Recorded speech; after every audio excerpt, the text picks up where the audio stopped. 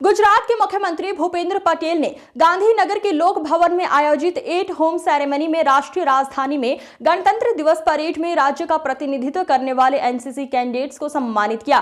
इस दल ने कैंप के दौरान आयोजित विभिन्न राष्ट्रीय स्तर की गतिविधियों में भाग लिया और अनुशासन, प्रशिक्षण और प्रदर्शन के उच्चतम मानकों को बनाए रखा, जिससे राज्य को गौरव और सम्मान मिला। एनसीसी छात्रों को प्रेरित करते हुए मुख्यमंत्री ने कहा कि एनसीसी सिर्फ एक संगठन नहीं है, बल्कि एक ऐसा स्कूल है जो एकता और अनुशासन पर आधारित जीवन जीने का तरीका सिखाता है। उन्होंने कहा कि अनुशासन के बिना ना तो कोई व्यक्ति और ना ही कोई राष्ट्र प्रगति कर सकता है। इस समारोह में 9 कैंडिडेट्स को मुख्यमंत्री द्वारा सर्टिफिकेट ऑफ एक्सीलेंस से सम्मानित किया गया और कैंडिडेट जर्नल 2026 भी जारी किया गया।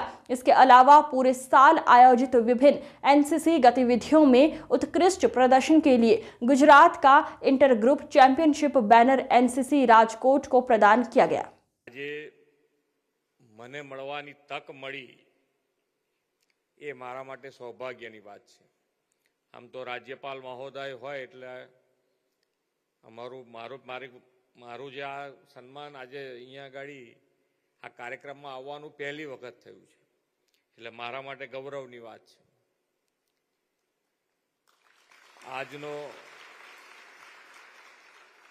પ્રસંગ માત્ર કેડેટ્સના સન્માનનો નથી, પરંતુ રાજ્ય અને રાષ્ટ્રના અનુશાસન, એકતા અને રાષ્ટ્ર પ્રત્યેની નિષ્ઠાના યુવા શક્તિના મૂલ્યોની ઉજવણીનો અવસર છે।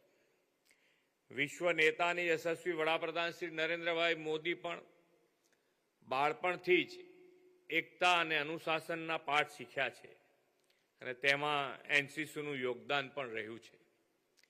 એનસીસી એ એવું સંગઠન છે જે દેશના યુવાનોને આત્મવિશ્વાસ, શિસ્ત, સંવેદનશીલતા અને રાષ્ટ્ર પ્રથમના ભાવ સાથે સશક્ત બનાવે છે। વડાપ્રધાનશ્રી પણ આવા સેવા અને સમર્પણ ભાવથી દેશનું નેતૃત્વ કરી રહ્યા છે। તેમના નેતૃત્વ અને માર્ગદર્શનનો લાભ તો ગુજરાતને 2.5 દાયકાથી મળી રહ્યો છે। તેથી વિકાસના રોલ મોડેલ તરીકે દેશ દુનિયામાં ગુજરાતનું ગૌરવ વધ્યું છે।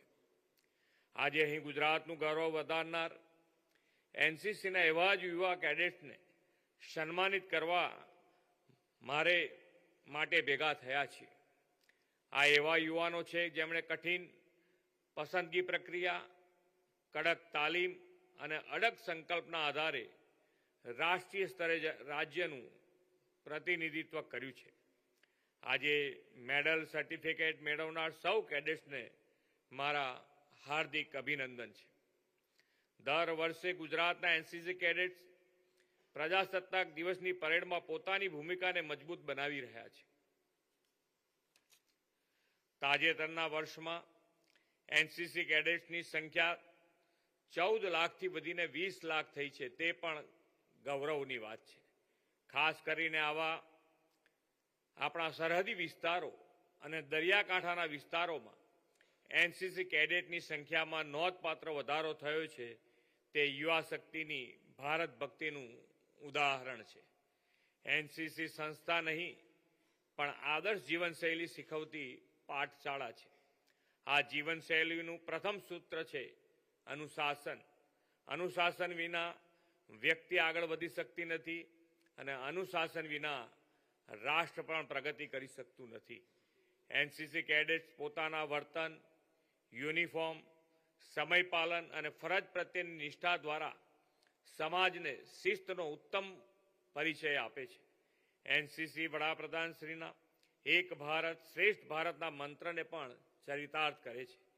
જ્યારે સમગ્ર ભારતમાંથી યુવાનો એક સાથે તાલીમ લે છે, એક સાથે ડ્રીલ કરે છે અને એક સાથે રાષ્ટ્રધ્વજ નીચે ઊભા રહે છે, ત્યારે વડાપ્રધાનશ્રીનો આ ભાવ વધુ સક્ષમ બને છે। ગુજરાતના એનસીસી કેડેટ્સ રિપબ્લિક ડે, કર્તવ્ય પથ પર પરેડ, ગાર્ડ ઓફ ઓનર, પ્રધાનમંત્રી રેલી અને સાંસ્કૃતિક કાર્યક્રમમાં રાજ્યનું નામ ઉજાગર કર્યું છે। આ સિદ્ધિઓના મૂળમાં માત્ર પ્રતિભા નથી, પરંતુ અવિરત શિસ્ત, ટીમવર્ક અને એકતા છે।